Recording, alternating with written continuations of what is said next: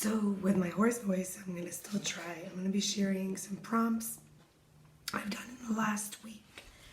First of all, this is perfect because I have a hoarse voice, but how can I talk less but say more? Number 1, counting to 10 slowly, reformulating from the center point. Let's practice.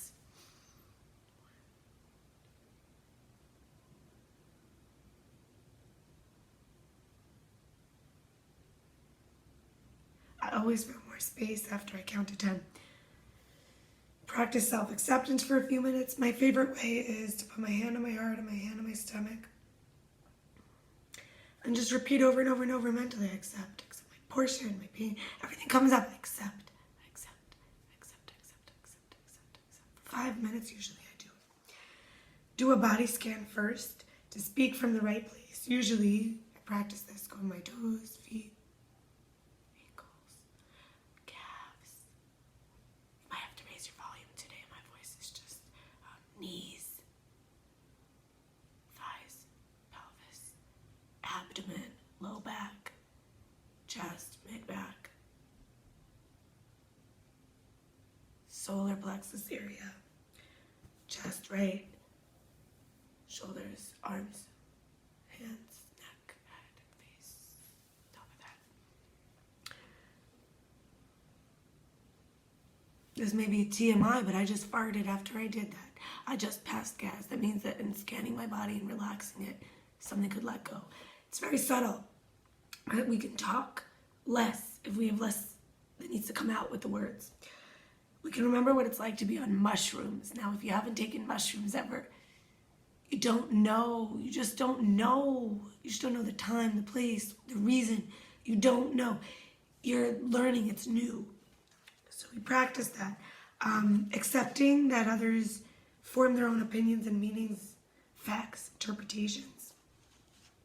My favorite one is asking myself what's kindest, what's most respectful, and respectable.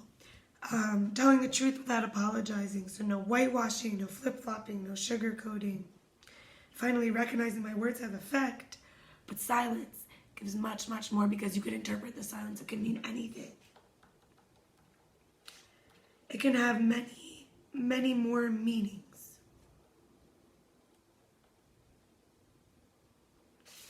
My next prompt is, where can I apply the yes and approach rather than no, defensive, I don't, right? Remember I said mushrooms. Mushrooms is I don't know. Yes, that and that. Like, not to say we don't live in certainty, but that we don't have to know the information because we're altering our consciousness in order to be conscious of other material that we're not usually, or more subtle information that we're not usually paying attention to. So the yes and approach is how when I judge, judgment lives in me, starts attacking my body. The feeling fleshy, living heart. When I'm trusting it and looking the other way, right? Like, I'm trusting the judgment, But non-judgmental awareness is the practice of not knowing enough yet, living in a mystery, having the space to miscalculate, recalculate, reorder, reorganize. It's about rendering proper judgment.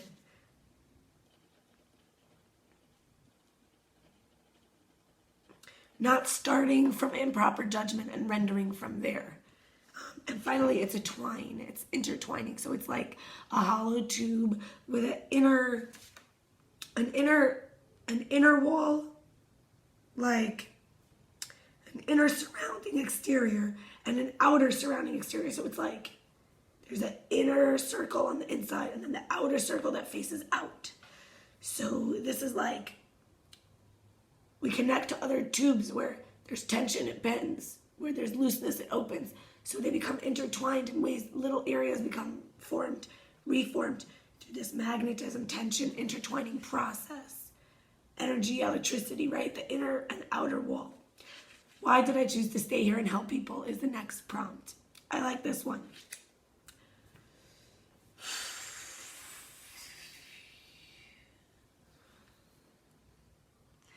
because I love the Torah, because I love the truth, because I love people.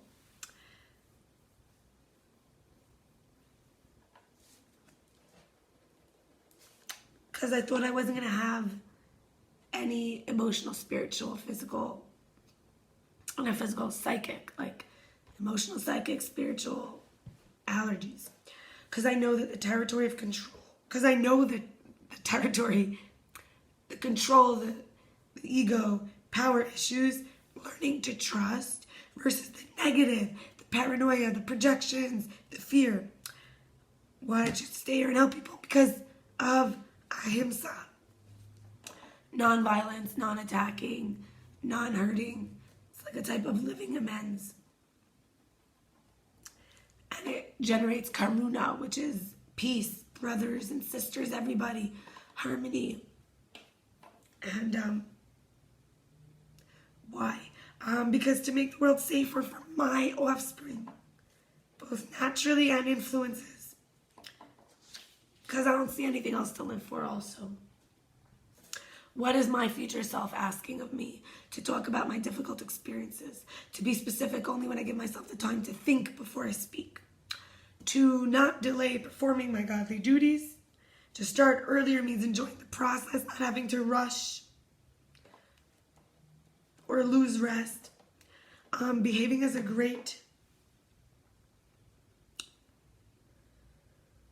writer, like I want to say author, I'm going to say writer here.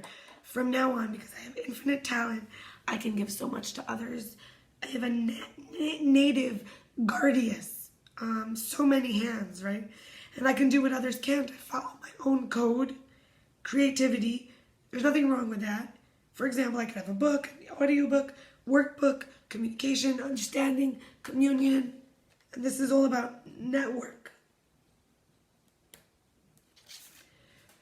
Finally, what kind of instructor am I? I am either an interrupter, forcer, persuader,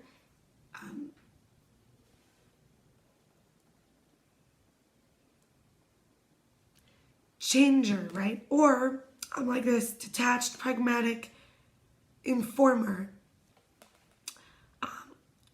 Usually one or the other. I'm more interested in instructions towards sustainable and simple living solutions, which is unformation, reformation. You'll notice that theme in all my videos pretty much. Then finally, I am an instructor toward integration, embodiment, processes, intuition. This is the inner self that has all of it. I send and instruct people to go in their self. Hope you like these prompts, and today's a great day. And I'll be here tomorrow with more videos. We could look at it as like, when I say unformation and reformation, it's like the disassembler. We have God as the disassembler. Bye-bye.